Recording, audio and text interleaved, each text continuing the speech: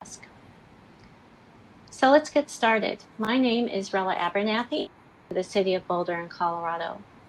Boulder was one of the early cities to adopt pesticide restrictions and an integrated pest management policy that uses the precautionary principle to reduce pesticides with an ecosystems approach to land management. We've made a lot of progress over the years, and we continue to work hard to keep improving to protect our community and the environment. I get a lot of calls from people around the nation asking how they can replicate what we're doing. But one thing that's incredibly important to know is that every city and every community is different, and that requires different approaches. But there are underlying principles that everyone can use and similar pieces that need to come together for success. And all of that and more are represented on this amazing panel today, and we'll learn about successful efforts at the local and state level and what can be achieved when you have a successful government willing to embrace change, the importance of inclusive grassroots organizing, using fact-based science, and connecting with funders, all ingredients that can make change happen. So today our panel will share their wins, their challenges, and some tips on how to be effective in your own community. So each of our panelists will share a brief introduction of their work and open it up for questions from you. So first up is Paula Rogovin, a retired New York City school teacher and the founding member of Kids New York City. So Paula, you can go ahead. Okay. Can you see it? Yes. Okay. So first, I want to thank Patty, who just made a presentation earlier about the fight that came before our victorious fight for Intro 1524 in New York City. And a big thank you to Jay Feldman, who was an integral part of that fight. So I'm gonna go very quickly because I have such a short time to present this. So here I go. In 2014, my kindergarten kids at PS 290 were doing research about our school, about foods in the cafeteria, and they chose to focus on tomatoes. And so they made a list of, we talked about what they knew, they made a list of questions, and we thought about different ways we could find answers. So here is an interview. We did a lot of interviews as part of our research. This is our gym teacher, Michael, who was also a parent from my class, and he was making tomato sauce with us. And I asked the kids, why is Michael washing all these ingredients? And some of the kids said, well, it's germs, it's dirt. And one child said, well, my mom said that there's some stuff that gets on the fruits and vegetables, and we always have to wash them. And so that was actually the beginning of our research about pesticides, something that was very important to me since my family boycotted grapes and lettuce way back when I was a child. So we did more research about this. We did role plays to learn about some of the impacts, not all of the worst impacts. These were 5 and 6-year-olds, the impacts of pesticides. I brought in a pot of tomato plants, a few pots of tomato plants from my garden, and here in New Jersey, and I talked about the aphids and other pests that got onto those tomato plants.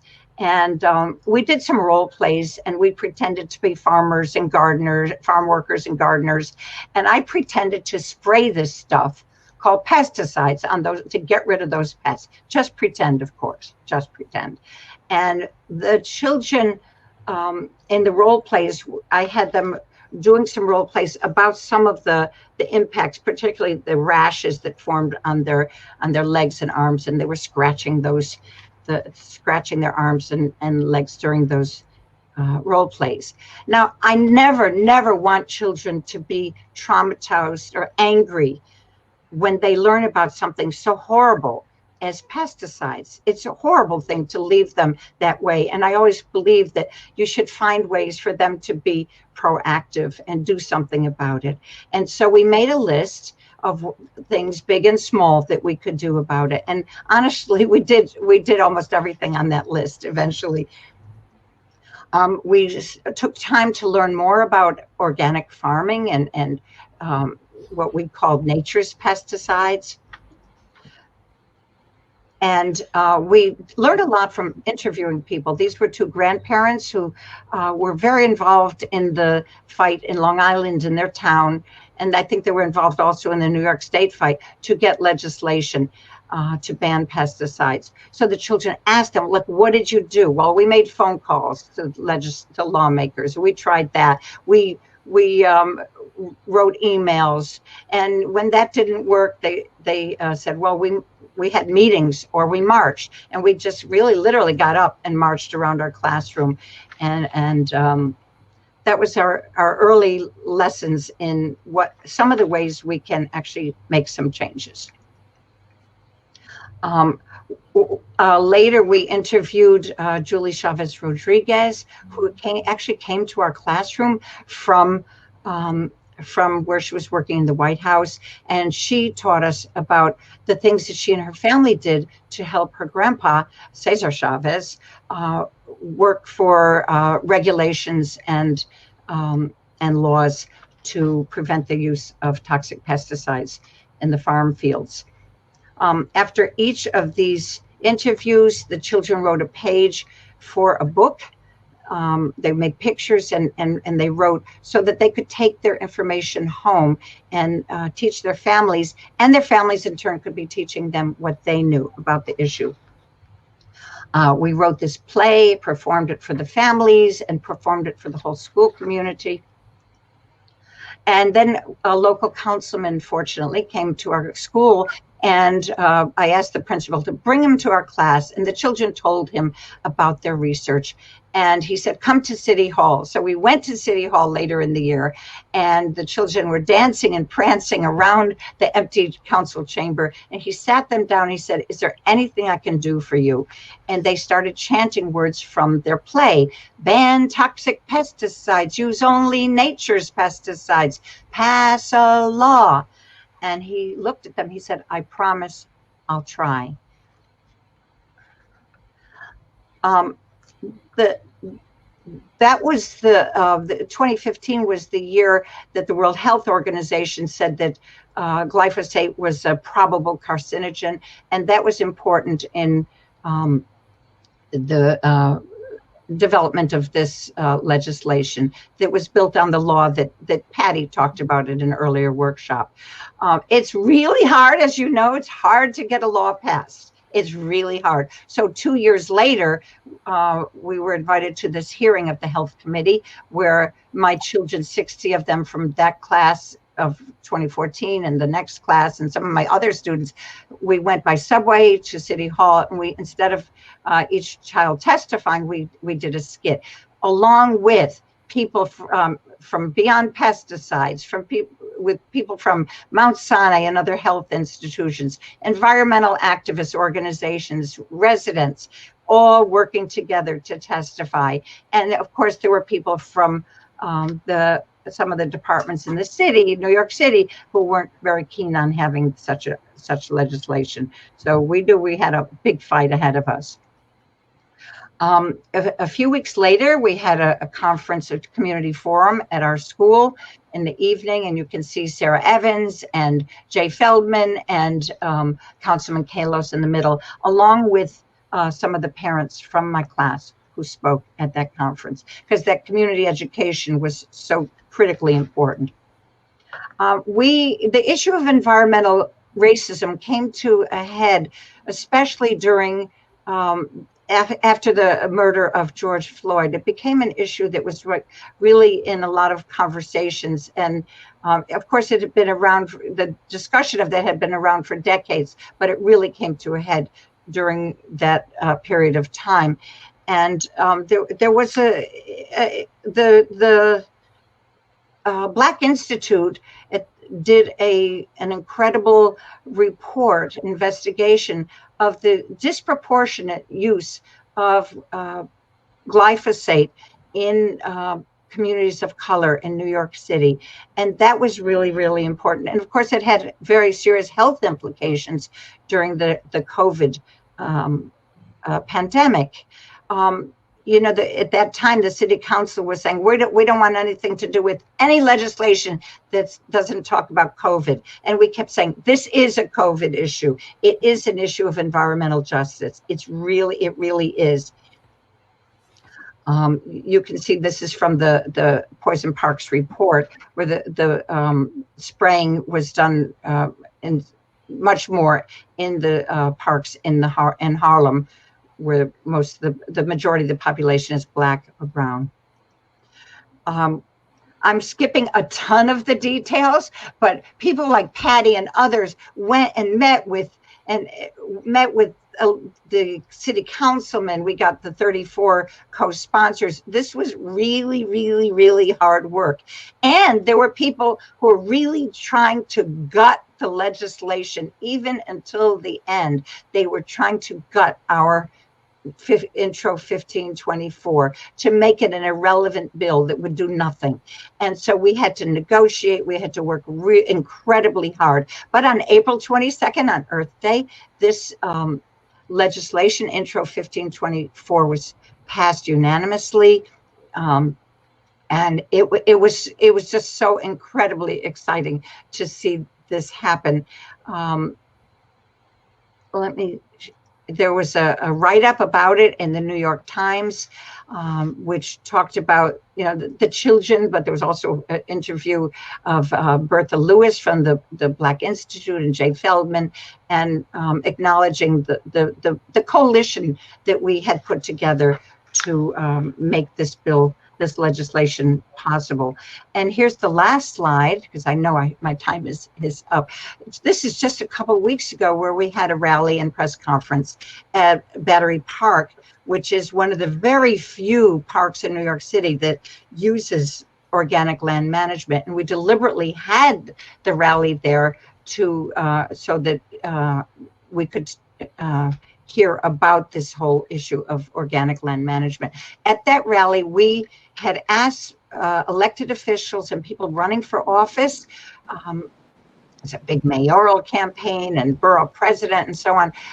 We asked them to sign a pledge, which you can see Patty is holding, where they would promise to fully implement Intro 1524 and work very hard to transition New York City parks away from to organic land management.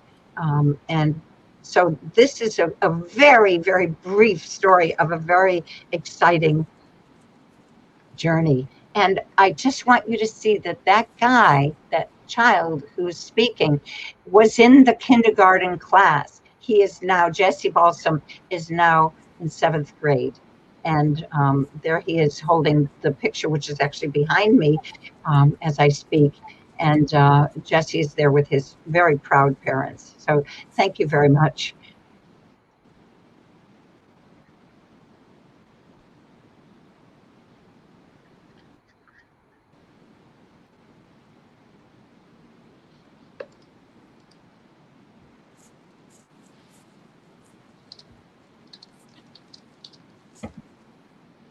Okay, can you guys hear me? Because I lost my sound completely. Okay, I had a technical snafu. I will stay unmuted the whole time. Okay, so thanks so much, Paula. It's really exciting. Patty Wood is the founder and director of Grassroots Environmental Education in New York, and y'all just heard a wonderful talk. So Patty, do you want to go ahead and tell us a little bit more that you want to share about your work? Sure, and I'll make it very brief here. So I just wanted to focus on how critically important it is to actually get your grassroots activism going, because that's how every single one of the things that we were able to accomplish actually got started. So I was the nutrition chairman at our elementary school where my kids attended, and I started an organic garden there. And so, you know, we were able to get the Port Washington School District, which is in New York on Long Island, to actually ban pesticides. And then, you know, there was peer pressure from other communities. Well, why should my child be exposed when the kids in Port Washington are not being exposed? And so we were able to assemble 17 school districts to actually pass school board policies to not use pesticides. And then I was able to get the superintendents of every one of those school districts to give me a letter to go to Albany with and say, we're doing this effectively, and this is something that maybe the state should consider on a statewide level.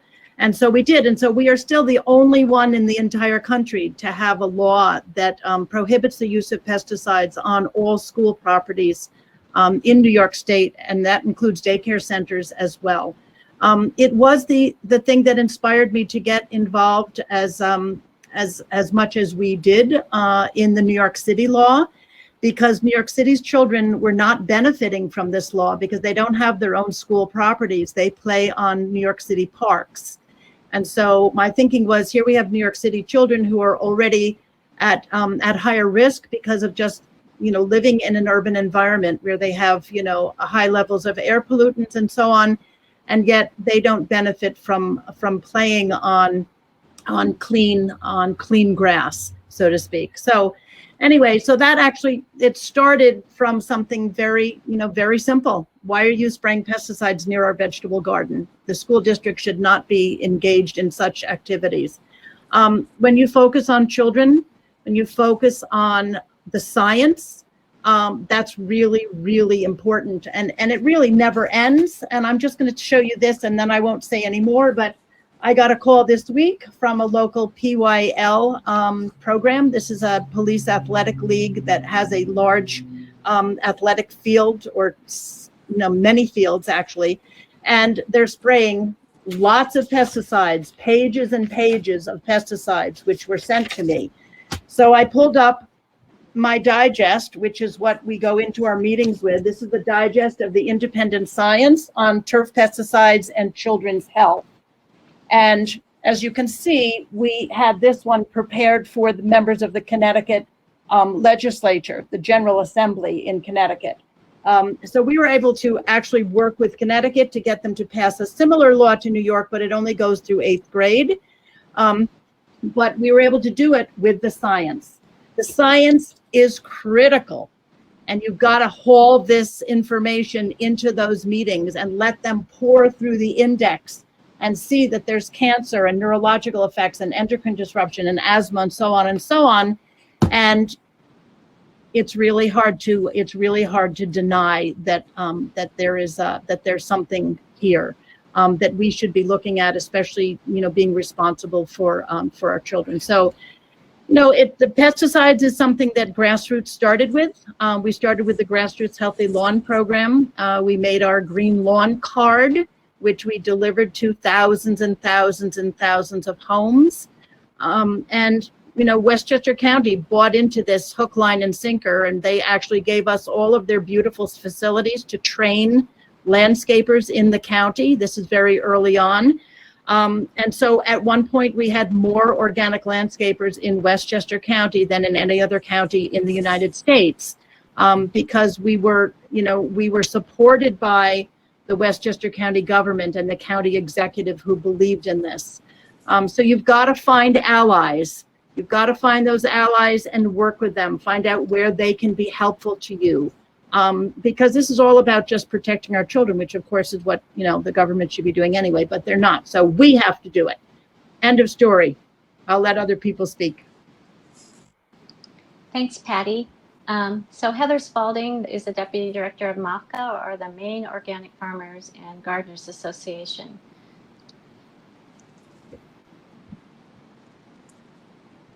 Looks like it.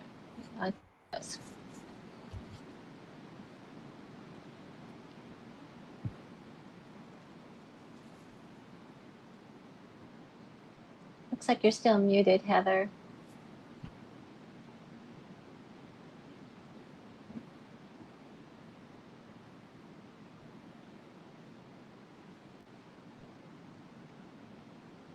Heather's, let's see, some issues. Maybe we could skip ahead to Julie and then come back to you, Heather. So, Julie, are you ready to speak a little bit? Julie is the sustainability director of South Portland. And then we'll South come back to Portland, Heather. also in Maine. I'll warm everybody up for Heather, who's also in Maine. So thanks for having me on this panel. It's a great group of folks, and this is a great topic. The city of South Portland, Maine, is the 4th largest city in Maine. I love it because we're sort of a big enough city in Maine, but we're also small enough to get a lot of things, bold action done. And we have passed a pesticide use ordinance that prohibits the use of synthetic pesticides.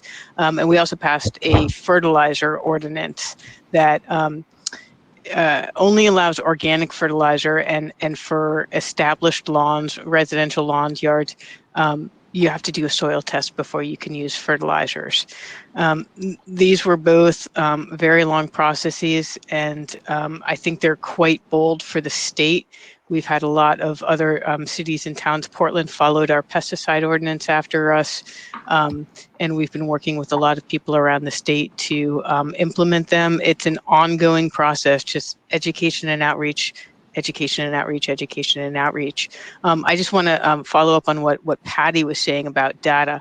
I think it is all about the data, but we definitely went off the precautionary principle, because there was never going to be the cost of trying to get data about how many pesticides were in our waterways or test our soils was prohibitive. And so we used a precautionary principle and really used a lot of the studies and information on the Beyond Pesticides webpage to say, look, we know that there's enough of a link between all of these detrimental health impacts and pesticides that we really just shouldn't be using them in our communities. And we built now a land care management ordinance that that we take out to the community, and we call it Grow Healthy South Portland.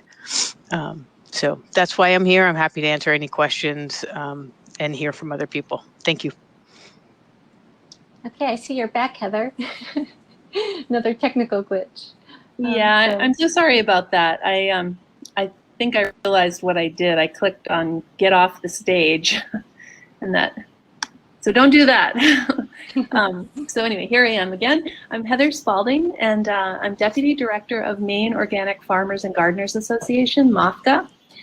We are a broad-based community that educates about and advocates for organic agriculture. And we show the interdependence of a healthy environment and local food production and thriving communities. And we have a lot of different programs. We provide technical support for farmers and gardeners who want to grow organically. We have a USDA accredited organic certification program.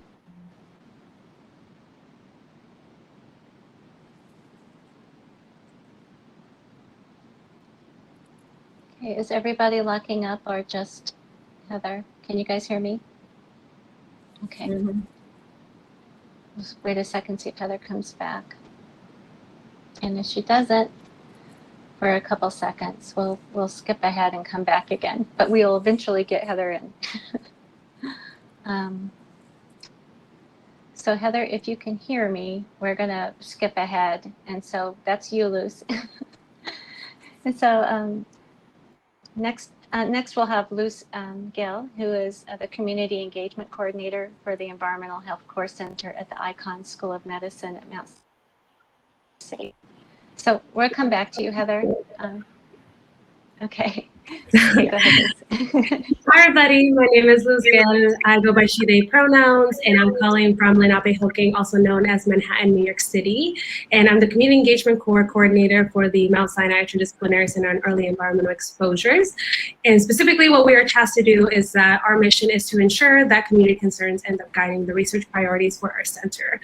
That means if our communities that are adjacent to Mount Sinai, which is again located in Lenape-Hoking, we make sure that those concerns are guiding the research that we're doing in our center, and our activities also are being guided by that. And the center is funded through the National Institute of Environmental Health Sciences, so there's over 20 different centers, just like the one at Mount Sinai. that are tasked to ensure that, again, community concerns end up guiding the center's research priorities. But one of the main tasks that we are, assigned is community engagement and ensuring that the research that is coming from the center is also being translated to the communities mostly affected and disproportionately affected by these environmental issues. So we work on so many different, environmental programs, specifically focused on education and environmental justice. And the one example that I'll share with you all, specifically related to community science and, environmental justice, is my New York City AIR, which is a training program that focuses on environmental justice, community science. Some of you might know it as citizen science. And then how do you take this research to an action? And as I can hear from all this panel, all of you are doing amazing work related to pesticides, and more of my work has been focused more on air quality. But what really is amazing about that training program, which we've trained over 90 different folks, across New York City, on how to be able to lead community science, is that they can be able to take the same process and apply it to other environmental concerns. So for example, we had a high school student that was interested in looking at cleaning products during COVID and how those specifically were impacting indoor air quality.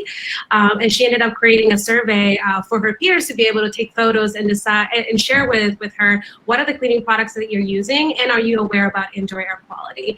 And they were able to take that research and create a whole entire video on how to create their own green cleaning products, and then be able to share with her peers so that her peers could be able to create some of these cleaning products at home without necessarily having to deteriorate some of their indoor air quality. But that's just one example. Another one is that we work with the High School for Environmental Studies.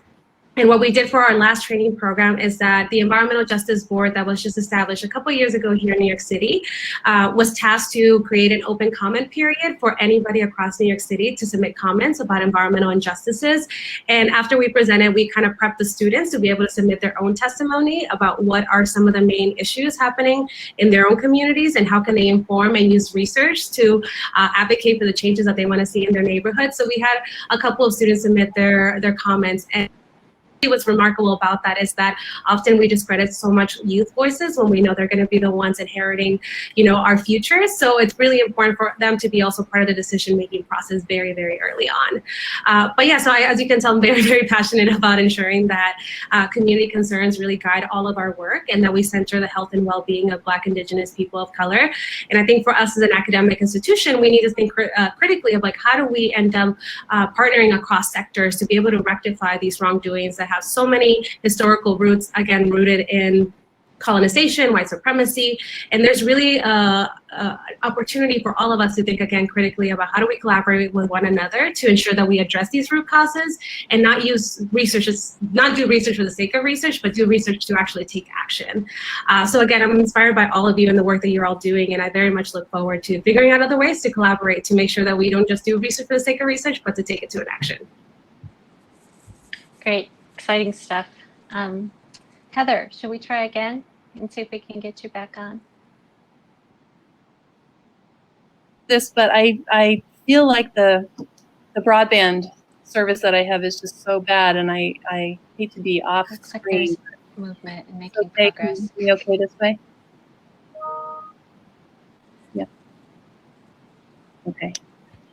Okay, so I'm just going to quickly mention that you heard the wonderful presentation from Julie about all of the exciting municipal ordinances and community organizing that's happening in Maine.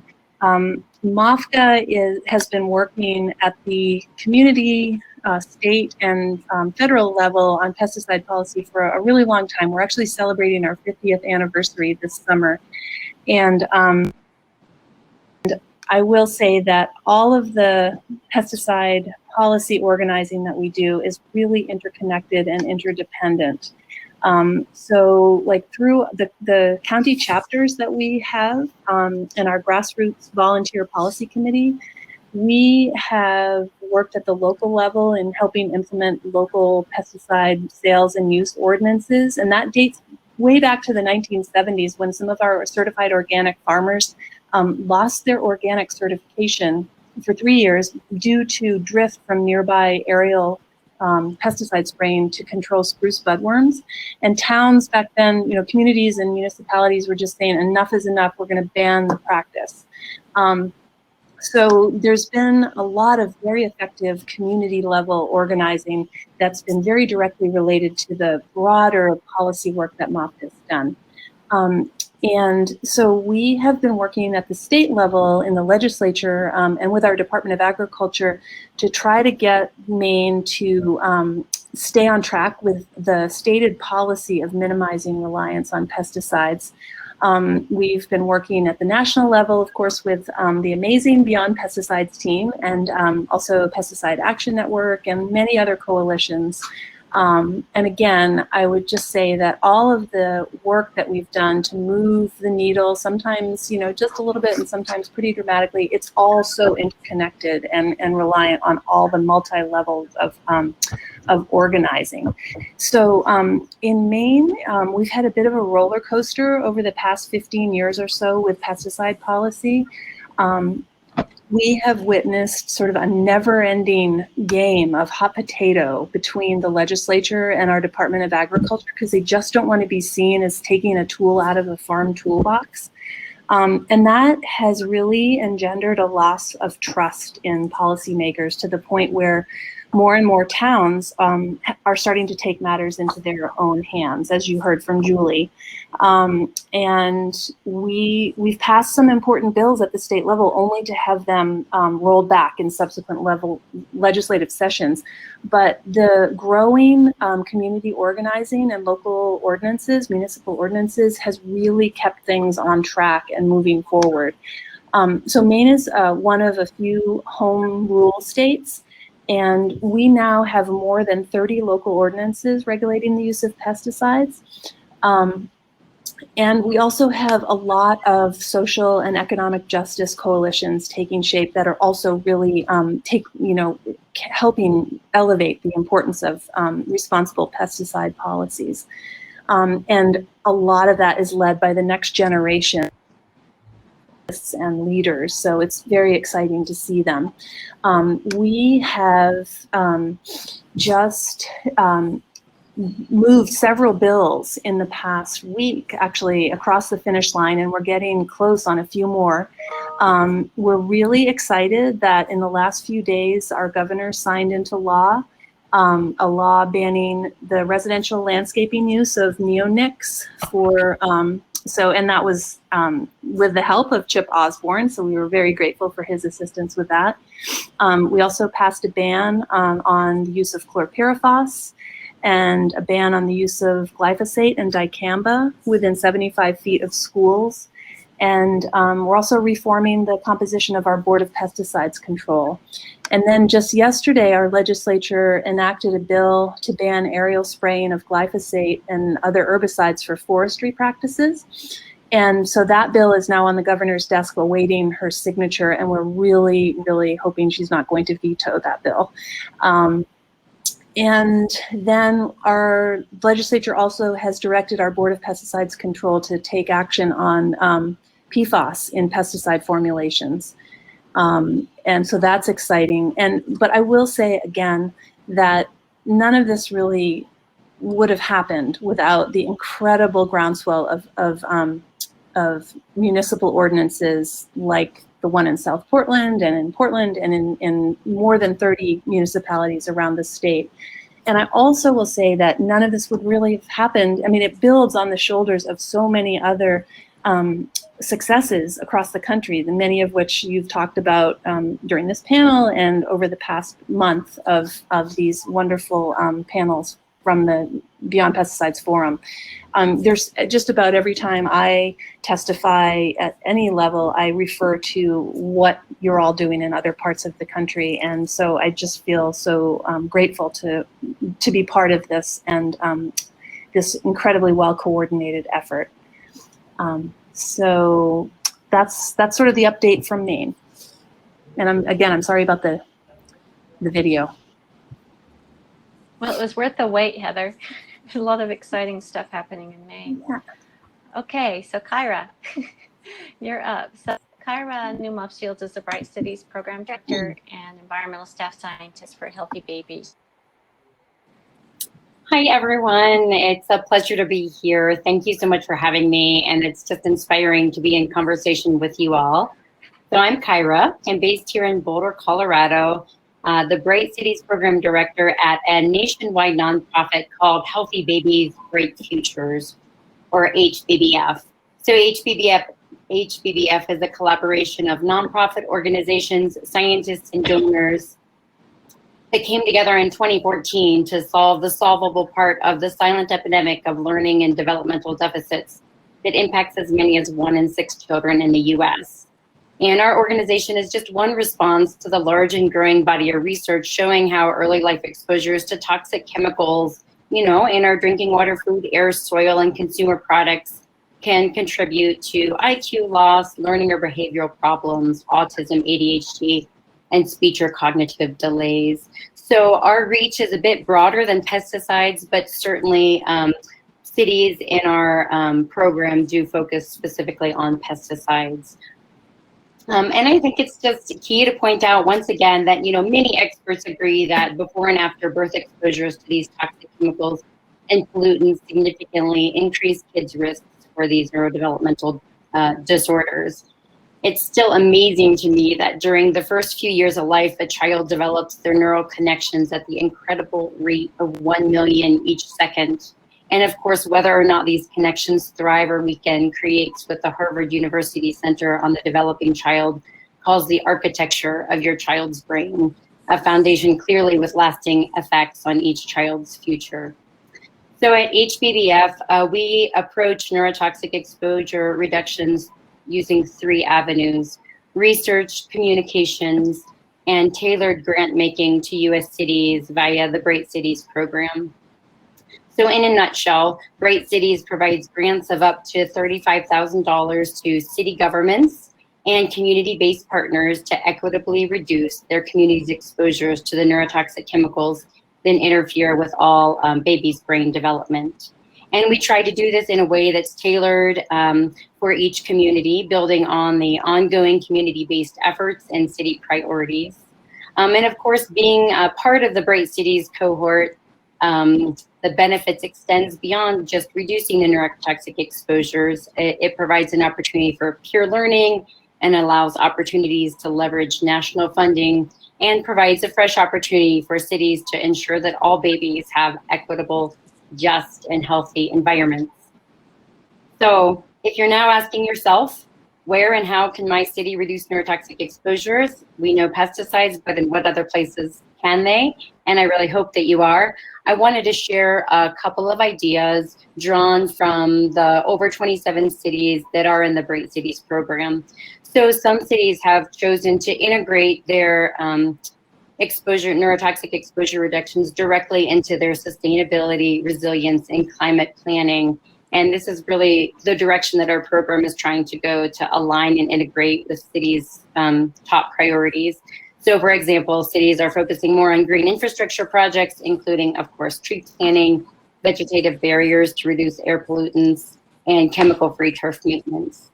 Other Bright Cities have focused on their public housing and public spaces through implementing toxic-free childcare, training, and NAP-MAT exchanges, promoting organic and lead-safe gardens, and or reducing lead exposures through education or remediation projects. Other Bright Cities are focusing on city purchasing, which does have ramifications for pesticide use, specifically by implementing environmentally preferable purchasing policies or programs that require products purchased are sustainable and free of neurotoxic chemicals. Other Bright Cities are using food as a centering framework, for example, by using municipal land for community organic produce cultivation, increasing the availability of local and organic produce, and in Salt Lake City, working collaboratively with residents in low food access areas to develop solutions to the lack of healthy food access. And finally, other Bright Cities focus, on mitigating outdoor air quality via planting trees or vegetative barriers near busy streets to reduce pollutants. They're actually measuring the benefits of the vegetative barriers in Tempe and Phoenix, Arizona, and clearly transitioning park management strategies to chemical-free methods. Salt Lake City launched a great online website called Pesticide Free SLC in Providence, Rhode Island, just copied and pasted with the blessing of Salt Lake City and just launched their pesticide-free PVD campaign on Earth Day this year to great success. So please don't hesitate to contact me to learn more or to connect about what you are doing and look for potential areas of collaboration and partnership. Thanks a lot.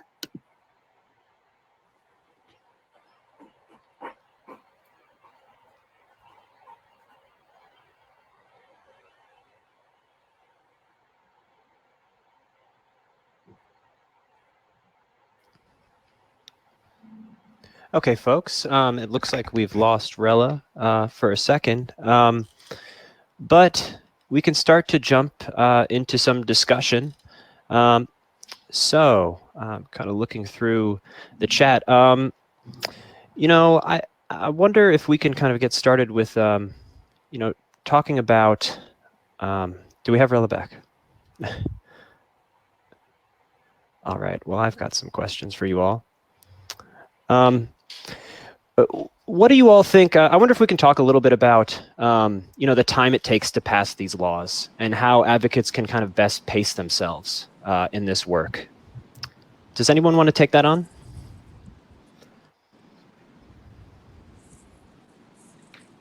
I'll begin.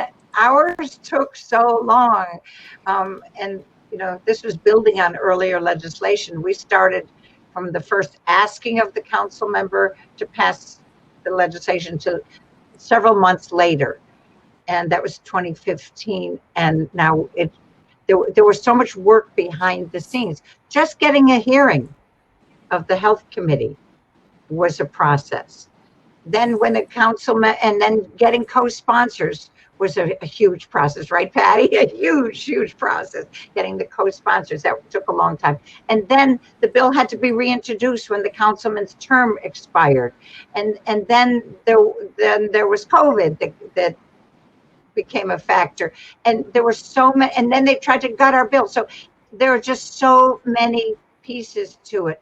And I'll just slip in something that I think is so important, has been mentioned, is that all the work that various groups and individuals did, were so important. The legal work that was done by Richmond Law on the issue of preemption, the work that Beyond Pesticides did to help with the Jay and Patty and Doug Wood,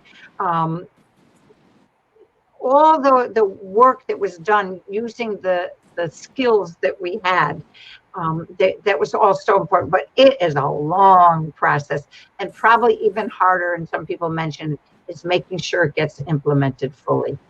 So that's our work ahead. I just want to say that sometimes it goes much faster when you're getting local ordinances or local laws passed than it is when you go to the state. The state has a very long process. It goes into first somebody has to introduce it. You try to get a same as bill introduced in both the Assembly and the Senate, or the two houses. And then it goes into a committee, and then it needs to be voted out of that committee and onto the floor for a vote. And then it has to go to the governor for signature or veto. So, that's a long process once you get to the state. But you can get a lot of things done on the local level, and those really impact the state. I mean, they begin to look at, 6 counties or 24 or 17 school districts, and, that it makes a difference to them. And our state law that banned pesticides at schools actually went pretty quickly, because we had spent, several years getting all those local school board policies passed. And we were able to kind of deliver not only the package, but also the language for the bill that we had written. They really like to have you, help them with that. That's a hugely, cumbersome and lengthy process on the state level. So you just give them draft language, and they appreciate it. That kind of helps it to move along. Absolutely. I would say for us, both of our pesticide and our fertilizer ordinance took about 2 years to develop, but it did not feel like a long time, because we really thoroughly went through all of the details that we needed to develop those ordinances. And along the way, we were developing outreach and education, so we were ready to roll it out when we did get them passed. Great. Does anybody else have anything they'd like to share? And yes, definitely, Patty, you know, the domino effect is real with this work. A little bit more from just like the academic side. I just think it's really important, as many folks mentioned in this call, that is how important it is to have researchers also be part of some of these hearings and testimonies, and to be able to use science as a way to inform decision makers as to how these environmental exposures affect the communities that we're trying to represent as part of these laws. So I think that there is such a big opportunity for academics to continue that partnership for the long run. And it's not just one testimony or just one incidence where you end up partnering with a collaborator or the community-based group. It's about the long-term solution and really coming together to envision what we want to see. And that also means policy change. It also means behavior change. And even though policy is often seen as like the gold beacon of like the change we want to see, it also often is empowering folks, activating the power that people already have in their communities so that they can be able to lead some of this change. So for us as academics, I think, like I said, moving forward, it's just important to be connected to what's happening with policy and figuring out pathways as to how we can use our research to inform decision makers to create this change. I just wanted to say another thing, and that is that it's important to understand that you're going to have opposition.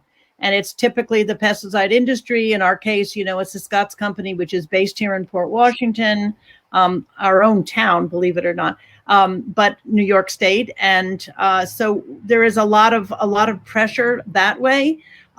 For this, one of the last bills that we got passed, we had to go back and forth with the sponsor of the bill to make sure that we were not only looking at epidemiological studies, but that we were looking at human and animal and cell studies, because the industry knows how to dismiss epidemiological studies really, really well.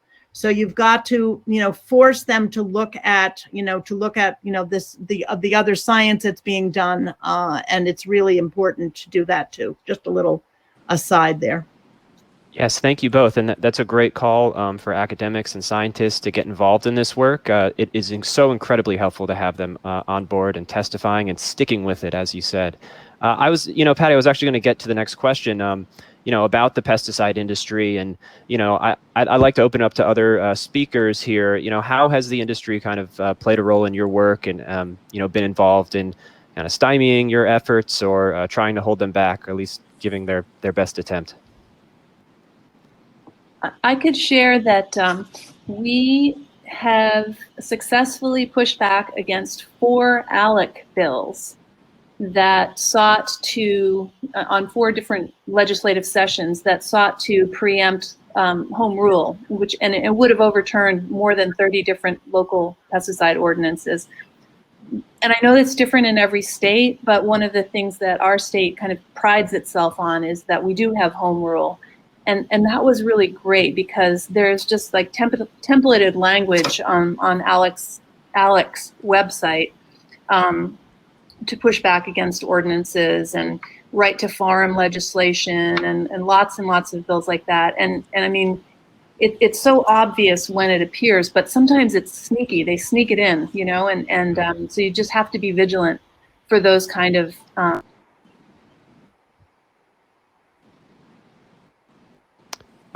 So I wanted to also add, Yes. I'm very impressed that Portland was able to get a ban on synthetic fertilizers. We really tried very hard on Long Island, which has, a sole source aquifer system for our water supply. And obviously we're surrounded by water here on Long Island. We had 24, the other thing is it's groups. We had 24 environmental groups and public health groups all signed on to this bill to ban the use of high nitrogen synthetic fertilizers on Long Island. And we gave them specifically, which fertilizers we could use. It was a long list. It wasn't like we were saying you can't use anything, right? And we had it, and it went so far. We were right at the very end. And then the Scott's Company came in, had a nice conversation, little under the table or whatever they do, hint, hint, right? And then the head of the NCON committee, the Senate chair, just pulled it. Didn't do anything with it. So they are very influential. They have deep pockets, and you've just got to get, for that bill, we needed to have a lot more public outreach on that and a lot more public, weighing in on it. We did have all these groups like Sierra Club and Audubon and blah, blah, blah, but we needed the public because those are the votes. The only thing more powerful than money in a politician's life is voters. Public opinion. Thank you for that. Yep, absolutely. Absolutely. And we have a question in the chat that kind of goes along with this, whether kind of the change in administration, since the last administration, has that kind of played a role in any of the work that you're doing, emboldening lawmakers in any way, kind of to be a roadblock?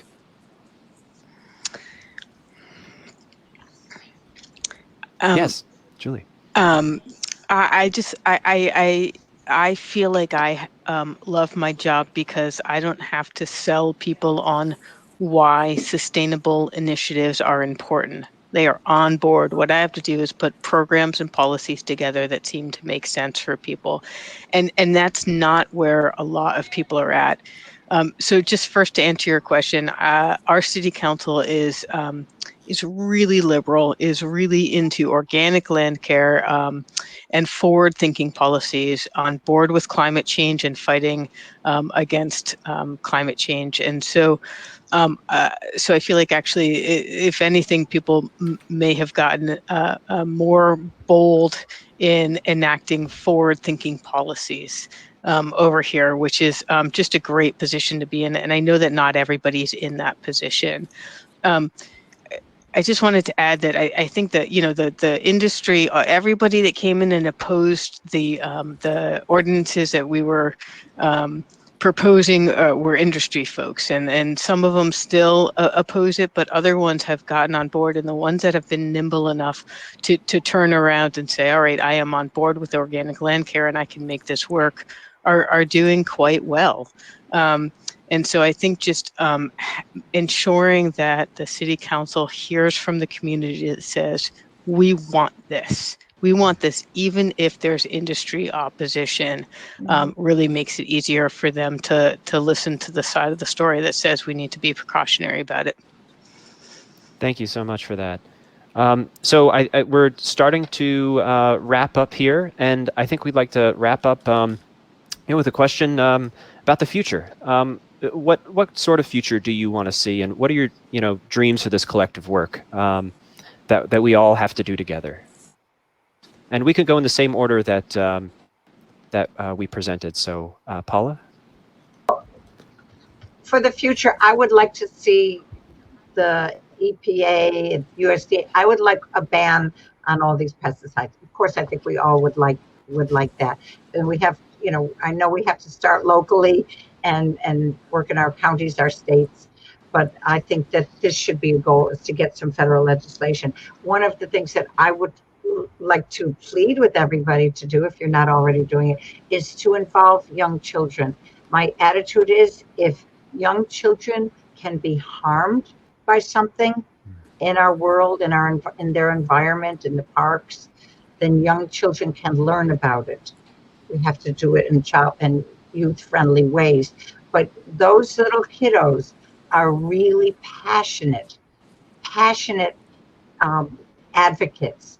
And I think we need to tap into their energy and their enthusiasm. They're just marvelous. So we need people to develop the educational materials. We need people to work with the teachers, the student teachers, on ways to get our students involved in these issues. And then we need all of collaboration from all the different parts of this movement. And sometimes when the kids move on to other grades, they're maybe not so interested in this. So we need the community, the organizations, to continue to move the legislation forward.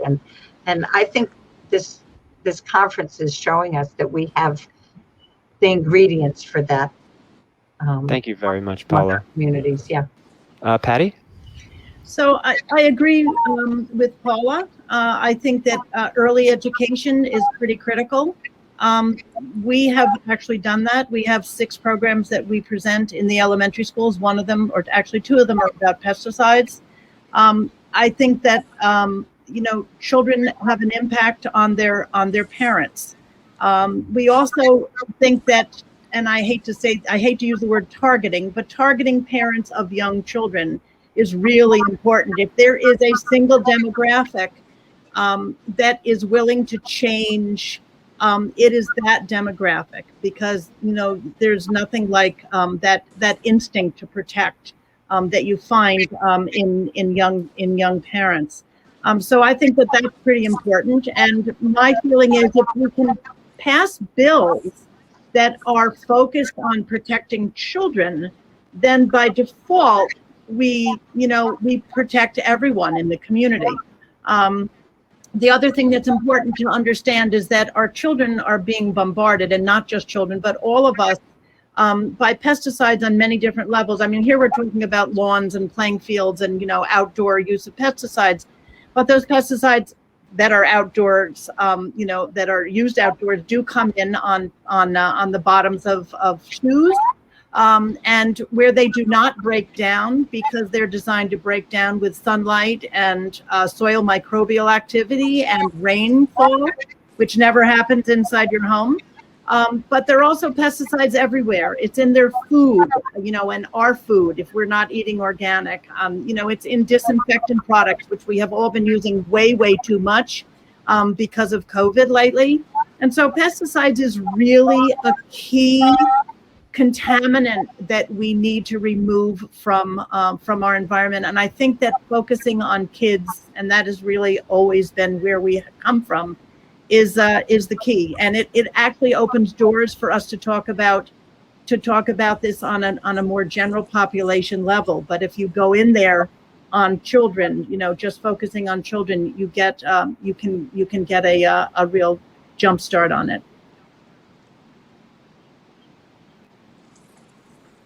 I'm wondering if we lost Drew now. Almost out of time. So we have, I don't know if we have time for everyone. Does anyone have something they want to share?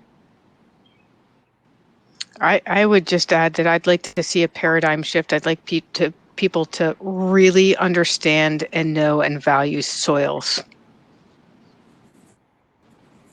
I'll add to Julie's comment that I really hope to see in the future a reconnection to land and to heal from our disconnection to land due to colonization. And on a personal note, my mom is a farm worker, so I experience and lived experience every single day of having a mother come in with those pesticides. So I want to see in the future the health and well-being of Black, Indigenous people of color being centered moving forward. Do you have something? I would just, look to align and integrate all of our goals. It's like we're all doing the same thing, but how can we build upon those power of partnerships and just take a moment to think outside of our box of where is that unexpected powerful partnership, and how can we, and are we involving the youth? And if not, how can we? So to just challenge ourselves to be even more partnership centric.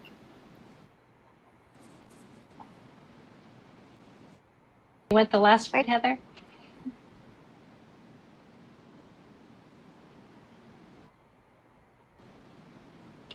And that may signify how the is spent today. Thank everybody, these are wonderful panelists and our audience for taking part in this. And this is how change happens at the local level and then trickles up. So thank you all, and don't miss Joe Negus's talk at the end of the last session today. Please come back for that. So thank you, everyone.